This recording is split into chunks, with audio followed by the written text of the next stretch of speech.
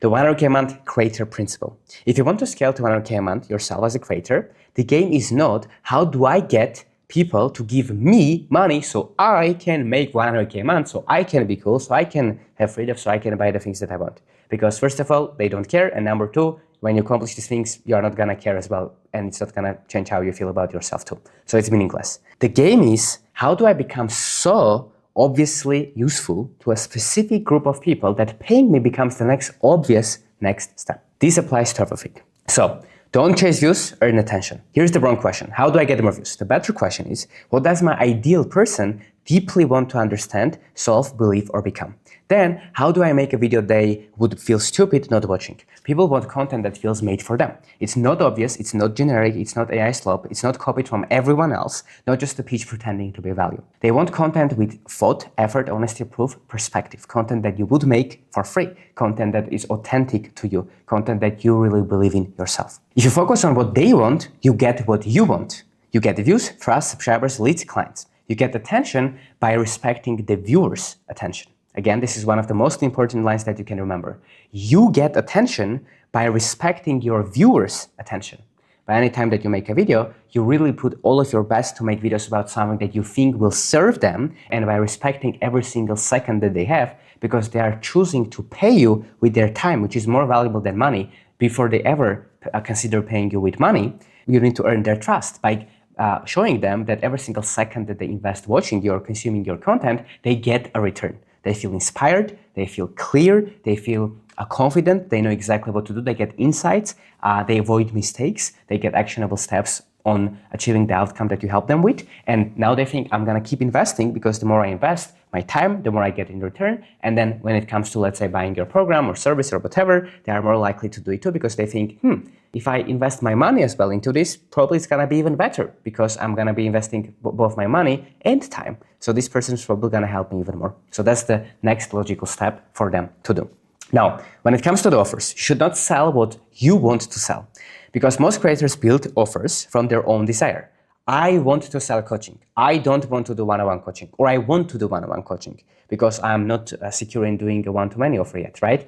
I want to sell a community. I want to charge high ticket. I don't want to charge high ticket. It's too much responsibility, whatever, right? But the market does not care what you want to sell. The market cares about what it wants to buy.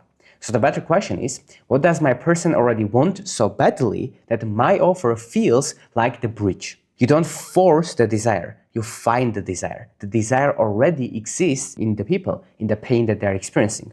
So then you build the bridge between where they are and where they already want to go. You don't dictate where they want to go, they already know what they want to go, you just help them to get there.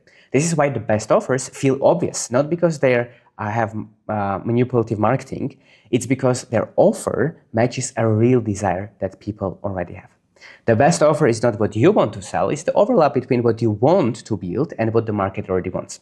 Why the overlap is still important is because if people want a certain thing, but you have absolutely zero desire in helping them to achieve that, then you are not going to be able to make a good offer or to do that consistently. But you need to focus on what they want, and from all of these things, see what you can uniquely contribute to, and that should be your offer. Now, next one is the community. You should not build an audience, you need to build a world. This is one of the most important principles that I learned from Alex Hormozi's previous creative director, Caleb, who is amazing.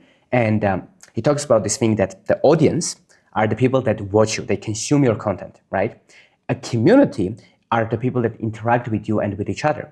That is completely different. If you want community growth, you should not ask, how do I get more members or how do I get more audience? You need to ask, what kind of environment would serious people want to stay in, contribute to, win inside, and invite others into? People don't stay because of information. Information is everywhere nowadays. They stay because of connection, identity, wins, belonging, and standards. Caleb calls it building your own world. So if you think of Marvel movies, or if you think about the football or soccer World Cup that's going on right now, it's all a mini world, right? With its own characters and culture, and it has its own inside jokes and things that make that its own world, right? It's like kind of, it's another universe. And that makes it way more interesting, because if you just have an audience and people just watch you, then it's just like passive people that are consuming your content and you're just entertainment. So if you disappear, they can watch another person, right?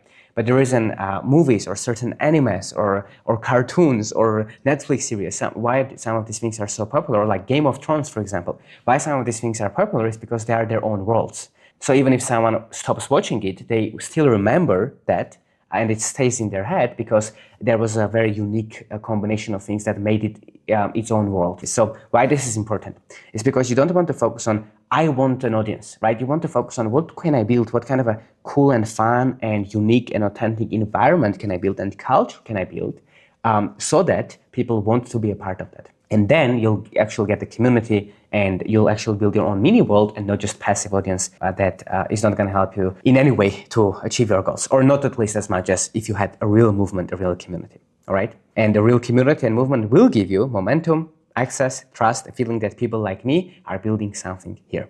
And that's why community is so powerful. A follower knows your content, a community member knows your world. Now, a lot of these trainings are available for free with all of the templates, AI tools, private feedback for you to be able to implement in your business. And guess what? It's absolutely free. So if you're interested, the link will be down below in the description and you can apply to join there.